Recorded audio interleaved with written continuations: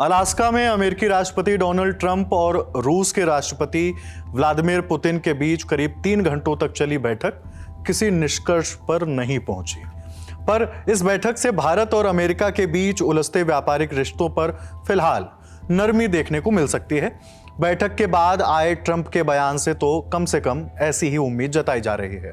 Putin से meeting के बाद ट्रंप ने कहा है कि रूस और उसके व्यापारिक साझेदारों पर अतिरिक्त जुर्माना लगाने पर विचार नहीं कर रहे हैं।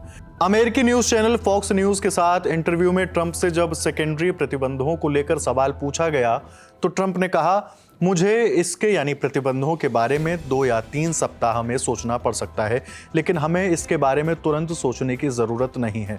ट्रंप ने अपनी आगे की योजना को बताए बिना ही कहा, अगर मैं अभी सेकेंडरी प्रतिबंध लगाता हूं तो यह उनके लिए विनाशकारी होगा। बताते चले कि अमेरिकी राष्ट्रपति ट्रंप ने कुछ दिन पहले ही रूस के खिलाफ आक्रामक रुख अपनाया था। अलास्का में हुई बैठक के बाद उन्होंने रूस के प्रति अपना रुख नरम करते हुए कहा कि अलास्का शिखर सम्मेलन अच्छा रहा और उन्होंने इसे 10 में से 10 रेटिंग दी।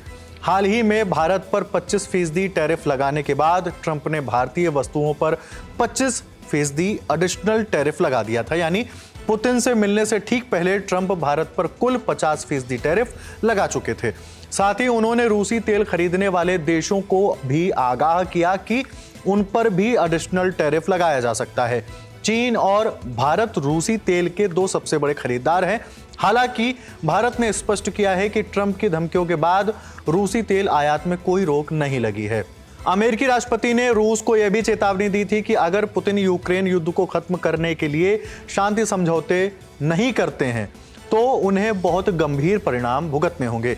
लेकिन बयानबाजी के बावजूद ट्रंप और पुतिन के बीच चली लगभग 3 घंटे की बैठक बेनतीजा रही और यूक्रेन में सीज फायर के लिए किसी समझौते पर पहुंचे बिना ही पुतिन अलास्का से चले गए। पुतिन से मुलाकात के बाद ट्रंप और वोलोदिमीर ज़ेलेंस्की के बीच बातचीत हुई। तकरीबन 90 मिनट बातचीत चली, जिसमें से तकरीबन 1 घंटे ज़ेलेंस्की और ट्रंप की सीधी बातचीत हुई और ज़ेलेंस्की ने कहा कि वो जो त्रिपक्षीय प्रस्ताव है वो उसका समर्थन करते हैं।